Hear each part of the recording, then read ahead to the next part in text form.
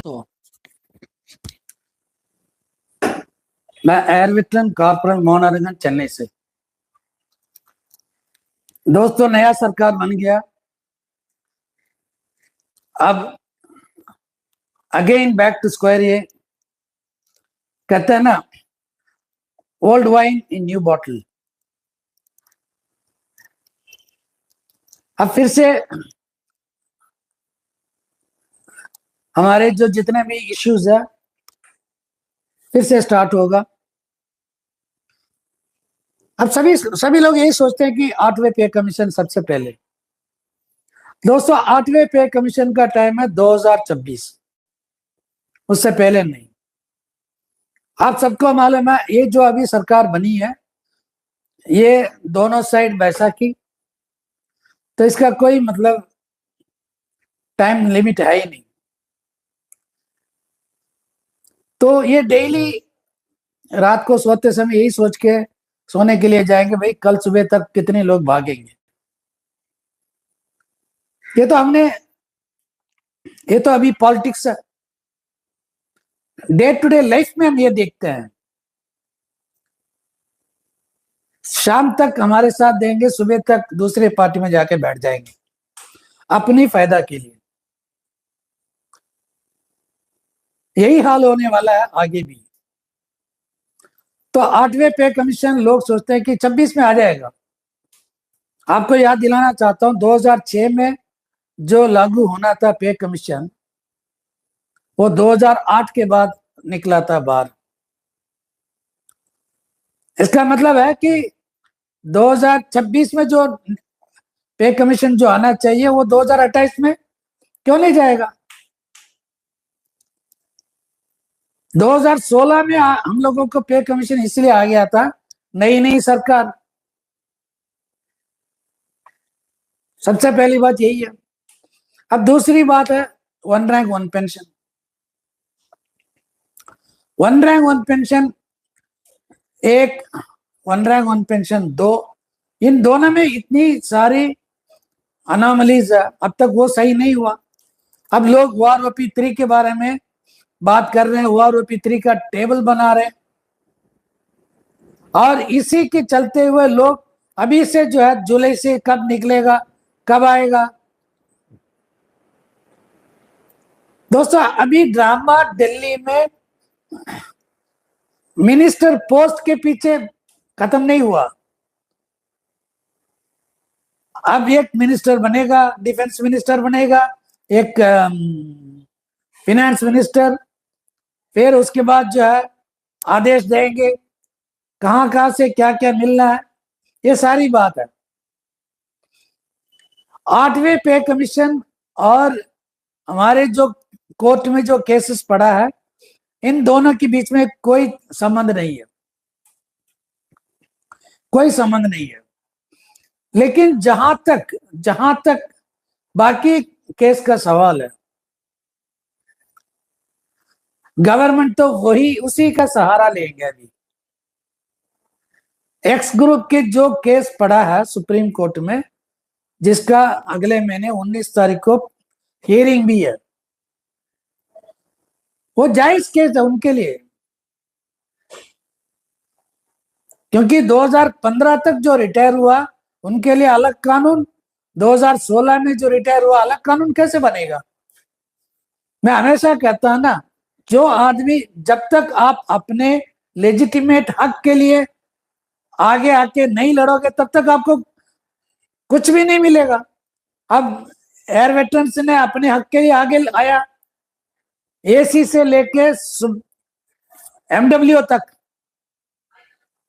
यानी कि आपके साधारण भाषा में अगर आप कहेंगे, सिपाही से लेके सूबेदार मेजर तक इकट्ठे हो गए एक्स ग्रुप।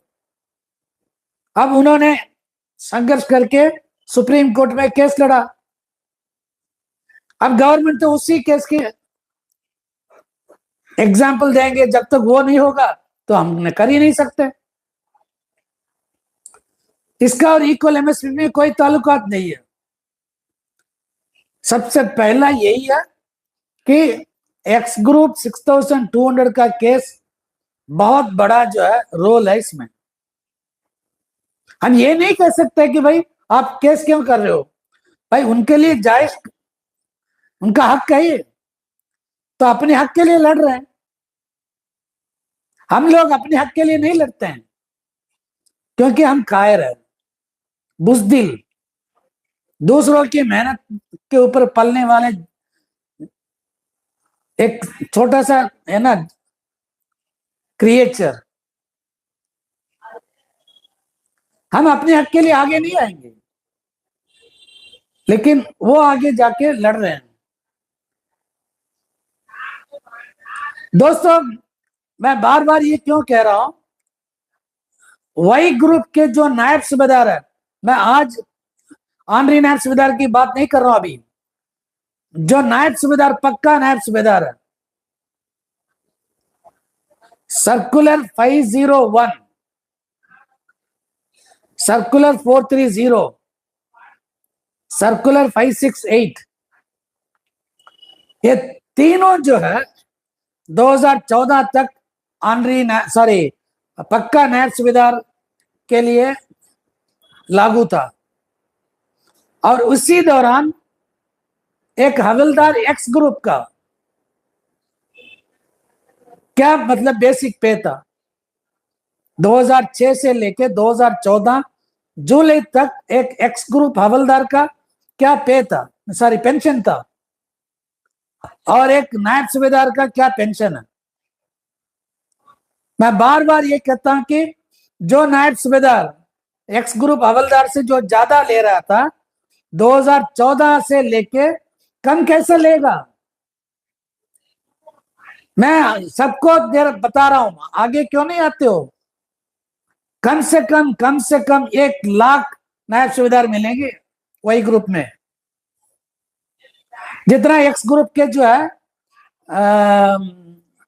एयरफोर्स के जो लोग नहीं है। लेकिन ये 1 लाख नायब सूबेदार क्यों नहीं आ रहे हैं बाहर। 3,000 से ऊपर आपका नुकसान हो रहा है। आप पूछ रहे कि हमें ओआरओपी चाहिए, आपके जो लेजिटिमेट हक के लिए आप क्यों नहीं लड़ते हो। सर्कुलर आप खुद ही देख लो, सर्कुलर 430 देखो आप, आपके कितना सर्विस है, मतलब 1/1/2006 से एक वही ग्रुप का नायब सूबेदार का 8,330।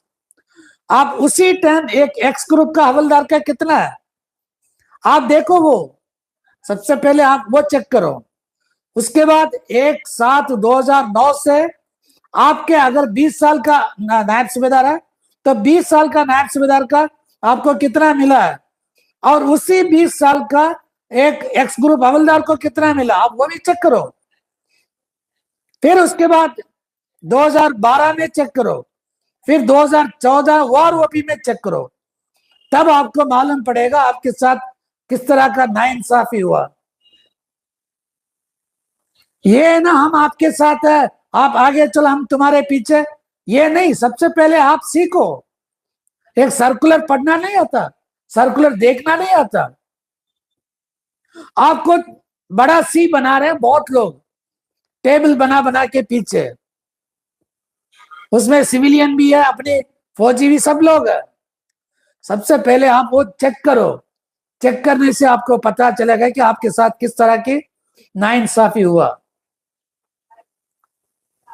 दोस्तों, ऑनरी नायब सूबेदार अभी इकट्ठे होके आ रहे हैं, अब ये लड़ेंगे, ये जाएंगे सुप्रीम कोर्ट।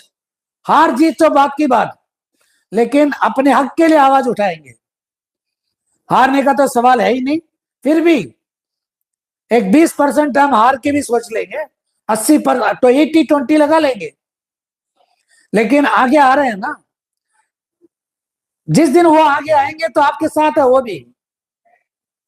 लेकिन आप एक एक्स ग्रुप हवलदार से आप कम ले रहे हो, आपको कोई ये नहीं है। बहुत बुरा लगता है, बहुत बुरा लगता। आपका ग्रेड पे था 4200, एक्स ग्रुप हवलदार का 2800, यही डिफरेंस शुरू से था। फिर बाद में आपका कम कैसे हुआ, सोच लो। कुछ लोग कह रहे हैं कि ऑनरी सूबेदार के बारे में बात नहीं कर रहे हो, ऑनरी सूबेदार मेजर के लिए नहीं कर रहे हो। मैं बात करता हूं जो कानून में है वही बात करता हूं। ऑनरी नायब सूबेदार का कानूनी के तौर पे उनको जो सुविधा जो दिया है उसी के लिए हम लड़ रहे हैं। नायब सूबेदार का जो कानून है वो यहाँ पे कानून के हिसाब से उनको नहीं मिला, इसी के लिए लड़ने के लिए लोगों को मैं आवाज दे रहा हूं। दोस्तों, आप कहीं भी बैठो, कहीं कुछ भी करो, आपको कुछ नहीं मिलेगा। तकरीबन 3,000 की 1,500 रुपए लगा लो भाई साहब, ज्यादा नहीं, 1,500 लगा लो। 1,500 के हिसाब से अगर आप सोच के जाओगे डीएवीए सब मिला के 2-2,500 के आसपास, 2,000 लगा लो, 1,00,000 पेंशनर है, कितना खर्चा है, कितना अरियस बनेगा, इसी के लिए गवर्नमेंट नहीं दे रहा। कहना मेरा काम, आप लोगों को मैं सर्कुलर नंबर, सर्कुलर सब कुछ बता सकता हूं, लेकिन घर में बैठ के घंटी बजाओ, ताली बजाओ, सब कुछ आ जाएगा करके बैठे रहोगे तो आपको मैं हमारे जो प्रिय मित्र की भाषा में बताऊं, बाबा जी का, वो भी नहीं मिलेगा। जय हिंद, वंदे मातरम, भारत माता की जय।